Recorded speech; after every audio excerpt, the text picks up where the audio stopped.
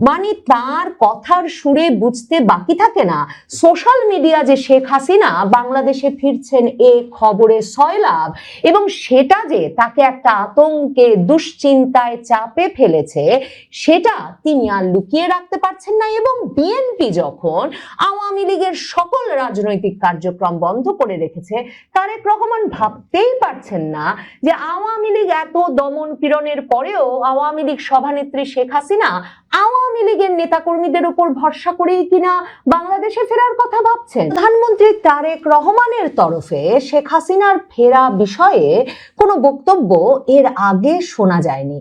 শেখ হাসিনা বাংলাদেশে ফিরবেন, বিচারের মুখোমুখি হতে ফিরবেন, বাংলাদেশের সংবাদ মাধ্যমেই আওয়ামী লীগের শীর্ষ নেতৃবৃন্দের সঙ্গে কথা বলে এমন খবর প্রকাশিত হয়ে গেছে যে তিনি আনুষ্ঠানিকভাবে আওয়ামী লীগ দলীয় নেতাদেরকে এই কথা জানিয়ে দিয়েছেন। এমনকি আগস্টের মধ্যে ভারতে বাংলাদেশের হাইকমিশনে শেখ হাসিনার ট্রাভেল পাসের আবেদন করা হবে।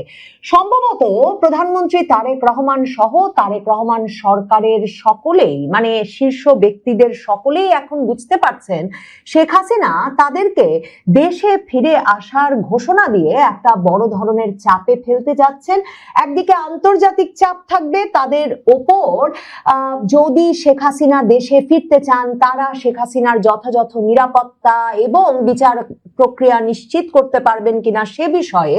অন্যদিকে তারেক রহমানদের ঘুম হারাম হয়ে গেছে যে শেখ হাসিনা এ সময়ে ঠিক কিসের জোরে, কার জোরে এবং কার সমর্থনে এমন একটা ঘোষণা দিয়ে ফেলতে পারবেন। কারণ তারেক রহমান তো ক্ষমতায় আসতে না আসতেই মানে কয়েকদিনের মধ্যেই সংসদ বসার তিনি নিজ উদ্যোগে সংসদে রীতিমতো ইউনুস যে একটা অধ্যাদেশ জারি করে আওয়ামী লীগের রাজনৈতিক কার্যক্রম নিষিদ্ধ করে রেখেছিল, তারেক রহমান সরকার সেটাকে একেবারে আইন করে নিষিদ্ধ করে দিয়েছে। এখন পর্যন্ত আওয়ামী লীগের একেবারে বর্ষিয়ান নেতৃবৃন্দ থেকে শুরু করে আওয়ামী লীগের অঙ্গ সংগঠনের একেবারে তরুণতম নেতা কর্মী, এমনকি তাদের পরিবারের সদস্যদেরকে যে ঢালাও মামলায় গ্রেফতার করে রাখা হয়েছে। কই, তারেক রহমান সরকার তো একজনকেও এখন পর্যন্ত এমনকি জামিনও দেন নাই, তারা তাদের গ্রেফতার কার্যক্রম অব্যাহত রেখেছেন।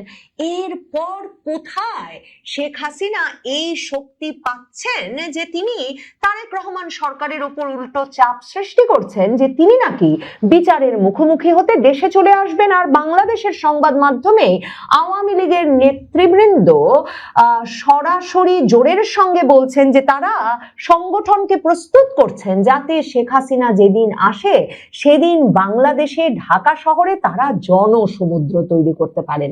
কারণ তারেক রহমান সরকার এসে আইন করে আওয়ামী লীগের রাজনৈতিক কার্যক্রম নিষিদ্ধ করে ফেলার পর ভারতের সঙ্গে তারেক রহমানের সরকারের একটা হৃদ্যতা হওয়ার যে সম্ভাবনা তৈরি হয়েছিল সেটা একেবারে মাঠে মারা পড়েছে। এখন ভারতের সঙ্গে তারেক রহমান সরকারের আর কোনো আলোচনার চ্যানেল খোলা নাই। কাজেই ভারত কি শেখ হাসিনার এই সাহসের পেছনে কাজ করছে, নাকি ভারতের সঙ্গে সম্পর্ক চাঙ্গা করতে ট্রাম্প প্রশাসনের দ্বিতীয় সর্বোচ্চ প্রভাবশালী গুরুত্বপূর্ণ ব্যক্তি মার্কিন যুক্তরাষ্ট্রের পররাষ্ট্রমন্ত্রী মার্কো রুবিও এখন ভারত গেছেন এবং ভারত গিয়ে তিনি প্রধানমন্ত্রী মোদী এবং পররাষ্ট্রমন্ত্রী জয়শঙ্করকে বলে এসেছেন যে এই অঞ্চলের নিরাপত্তায় ভারতই তাদের সবচেয়ে গুরুত্বপূর্ণ কৌশলগত অংশীদার।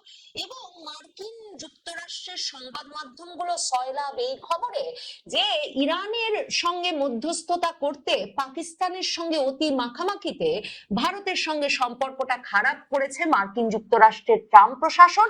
আর ট্রাম্প প্রশাসনের এই ভূমিকার ফলে ভারত, রাশিয়া, চীন মিলে একটা এমন শক্তিশালী জোট গড়ে তুলছে যে তা শেষ পর্যন্ত মার্কিন যুক্তরাষ্ট্রকে বিপদে ফেলবে।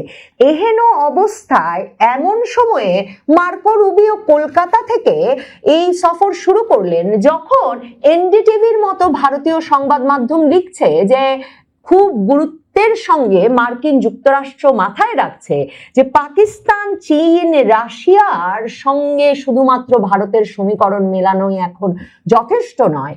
এই অঞ্চলে খুবই গুরুত্বপূর্ণ হয়ে উঠেছে বাংলাদেশ প্রসঙ্গটিও ভারতের সঙ্গে সম্পর্ক রক্ষায়। কাজেই তারেক রহমান সবকিছু মিলিয়ে এত জটিল হিসাব মেলাতে পারছেন না। যখন তিনি খাল কাটছেন, তার মেয়েকে নিয়ে সিনেমা দেখতে যাচ্ছেন, স্ত্রীকে নিয়ে থিয়েটার দেখতে যাচ্ছেন, কখনো কাভার্ড ভ্যান চালাচ্ছেন, কখনো ট্রাক চালাচ্ছেন, গাড়ি চালাচ্ছেন, স্ত্রীকে নিয়ে গাড়িতে সান্ধ্য ভ্রমণে বের হচ্ছেন, কিংবা যখন তিনি নানা রকম ভাবে একটা হালকা মেজাজে সময় কাটাতে চাইছেন, তখন এই জটিল বিষয়টার সমীকরণ কিছুতেই তিনি মিলাতে পারছেন না। তাই ময়মনসিংহের ত্রিশালে গিয়ে এক বিস্ফোরক মন্তব্য করে বসেছেন প্রধানমন্ত্রী তারেক রহমান। তিনি বলেছেন যে রীতিমতো তলে তলে নাকি পতিত 5ই আগস্টের পতিত গোষ্ঠীর সঙ্গে, যেই গোষ্ঠীটা বাংলাদেশে এখন অরাজকতা তৈরি করতে চাইছে, তারা তলে তলে খাতির শুরু করেছে। এবং তিনি বক্তব্যের ওই অংশ শুরুই করেছেন এটা বলে, আপনারা নিশ্চয়ই সোশ্যাল মিডিয়া দেখছেন, খবরে শুনছেন, যে মানে তার কথার সুরে বুঝতে বাকি থাকে না সোশ্যাল মিডিয়া যে শেখ হাসিনা বাংলাদেশে ফিরছেন এ খবরে সয়লাভ, এবং সেটা যে তাকে একটা আতঙ্কে দুশ্চিন্তায় চাপে ফেলেছে সেটা তিনি আর লুকিয়ে রাখতে পারছেন না। এবং বিএনপি যখন আওয়ামী লীগের সকল রাজনৈতিক কার্যক্রম বন্ধ করে রেখেছে, তারেক রহমান ভাবতেই পারছেন না যে আওয়ামী লীগ এত দমন পীড়নের পরেও আওয়ামী লীগ সভানেত্রী শেখ হাসিনা আওয়ামী লীগের নেতাকর্মীদের উপর ভরসা করেই কিনা বাংলাদেশে ফেরার কথা ভাবছেন। সম্ভবত সে কারণে তিনি এমন সন্দেহে ভুগছেন যে যেই জামায়াতে ইসলামী আর জাতীয় নাগরিক পার্টির তরুণ নেতারা আন্দোলন করে শেখ হাসিনার পতন ঘটিয়ে তারেক রহমানকে 17 বছরের নির্বাসন শেষে দেশে ফিরিয়ে আনলো, সেই জামাতে ইসলামী আর সেই এনসিপি যাদেরকে তিনি লেজ বলে অভিহিত করছেন, তারা নাকি আওয়ামী লীগের সঙ্গে চক্রান্ত করছে আওয়ামী লীগকে ফিরিয়ে আনতে। শুনে আসি তারেক রহমান কি বলছেন। প্রিয় ভাই বোনেরা, সেই জন্যই আজকে আমাদেরকে সতর্ক হতে হবে। আপনারা পত্রিকা পড়েন, আপনারা সোশ্যাল মিডিয়ায় যান, খবর নিয়ে দেখেন, ওই যে 5ই আগস্ট যাদেরকে দেশের এই বাংলাদেশের মানুষ এই দেশকে বিতাড়িত করে দিয়েছিল, এই এখন যারা অরাজকতা সৃষ্টি করতে চাইছে, খবর নিয়ে দেখেন, ওই 5ই আগস্টে যারা বিতাড়িত তাদের সাথে এরা তলে তলে আবার খাতির শুরু করেছে। যেইভাবে 96 সালে করেছিল, যেইভাবে 86 সালে করেছিল, তাদের সাথে নতুন কয়েকটি লেজও গজিয়েছে, সুন্দর ছোট ছোট লেজও গজিয়েছে। আসলে তারেক রহমানের মা খালেদা জিয়াও কিন্তু কখনো জামায়াতে ইসলামীকে 1996 আর 1986 জন্য ক্ষমা করতে পারেন নাই।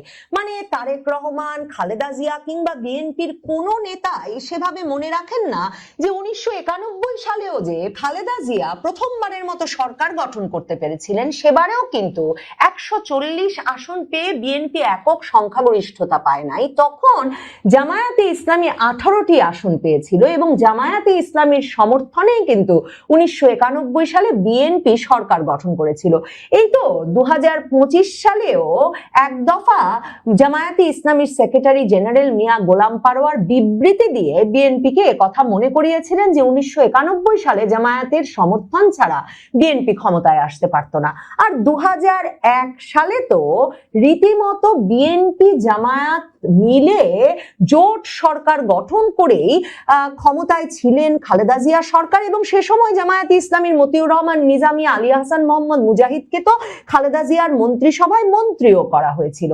অথচ ওই 86 সাল আর 96 সালে জামায়াতে ইসলামীর যে অবস্থান, তাকে সরাসরি একরকমের বিশ্বাসঘাতকতা বলে জামায়াতে ইসলামীকে বিএনপি সন্দেহ করে বরাবর। 1986 সালে এরশাদ আমলে এরশাদের আয়োজিত একটা নির্বাচনে বিএনপি সে নির্বাচনে অংশ না নিলেও শেষ পর্যন্ত আওয়ামী লীগ আর জামায়াতে ইসলামী অংশগ্রহণ করায় বিএনপি বরাবর তাদেরকে জাতীয় বেঈমান হিসেবে অভিহিত করে এসেছে।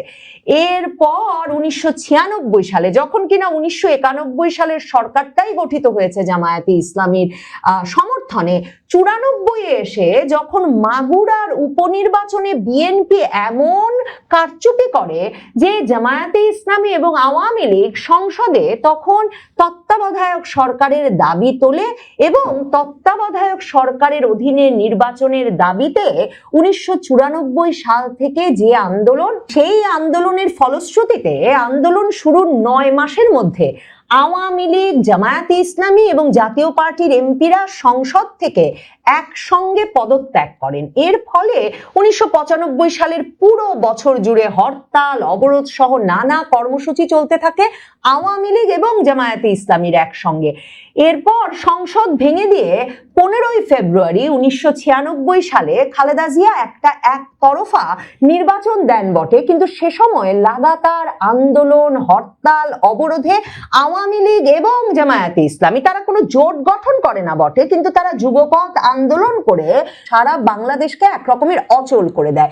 1996 সালের 15 ফেব্রুয়ারি ওই একতরফা নির্বাচন করে সরকার গঠন করেন বটে বিএনপি নেত্রী খালেদা জিয়া, কিন্তু সেই 1994 সাল থেকে রাজপথে একত্রে আন্দোলনরত আওয়ামী লীগ এবং জামায়াতে ইসলামী রাজপথ ছাড়ে না। তাদের লাগাতার আন্দোলনের সঙ্গে তখন যুক্ত হয় এসে সরকারি কর্মকর্তা, কর্মচারীরা, এবং এই সব মিলিয়ে পুরো অচলাবস্থার মুখে 15 ফেব্রুয়ারি নির্বাচন করে 96 এর 30 মার্চ বিএনপি সরকার, খালেদা জিয়ার সরকারকে পদত্যাগ করতে হয় আওয়ামী লীগ এবং জামায়াতে ইসলামীর লাগাতার আন্দোলনের মুখে। এবং তারপর যে নির্বাচনটা অনুষ্ঠিত হয় 1996 সালে, সেই নির্বাচনে 21 বছর পর শেখ হাসিনার নেতৃত্বে আওয়ামী লীগ বাংলাদেশের ক্ষমতায় এসেছিল। খালেদা জিয়া এবং এখন দেখা যাচ্ছে খালেদা জিয়া পুত্র তারেক রহমানও কিছুতেই সেই 96 আর 86-তে জামায়াতে ইসলামীর যে ভূমিকা, সেই ভূমিকার কথা ভুলতে পারেন না। যদিও তাদের সমর্থনে তারা ক্ষমতায় এলেন 1991-এ, 2001-এ, এমনকি 2024 সালে। তারেক রহমান সরকার আসলে শেখ হাসিনার প্লটটা বুঝতে চাইছেন, মানে না আওয়ামী লীগের থেকে তাদের সঙ্গে কোনো যোগাযোগ করা হয়েছে। একটা যোগাযোগ হয়েছিল নির্বাচনের আগে বিভিন্ন স্থানীয় পর্যায়ে, যেই আওয়ামী লীগের ভোট পেয়ে বিএনপি ক্ষমতায় এসেছে, কিন্তু ক্ষমতায় আসার পরপরই বিশ্বাসঘাতকতার কারণে এখন আওয়ামী লীগের সঙ্গেও আর তাদের কোনো যোগাযোগ নাই। আবার আওয়ামী লীগের নেত্রী দেশে ফিরলে ইনসাফ দেবেন, তারেক রহমান তার ঘনিষ্ঠ উপদেষ্টা জাহিদুর রহমানকে দিয়ে সে কথা বলিয়েছেন।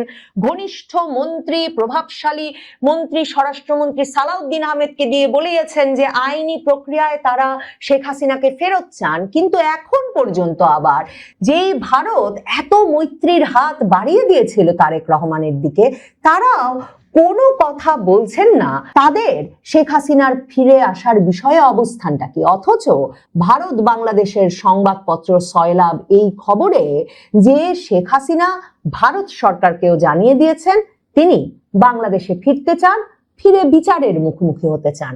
তারেক রহমানের হিসাব তাই মিলছে না, আর তাই বোধহয় তিনি জামাত আর আওয়ামী লীগের মধ্যে সম্পর্ক খুঁজে বেড়াচ্ছেন।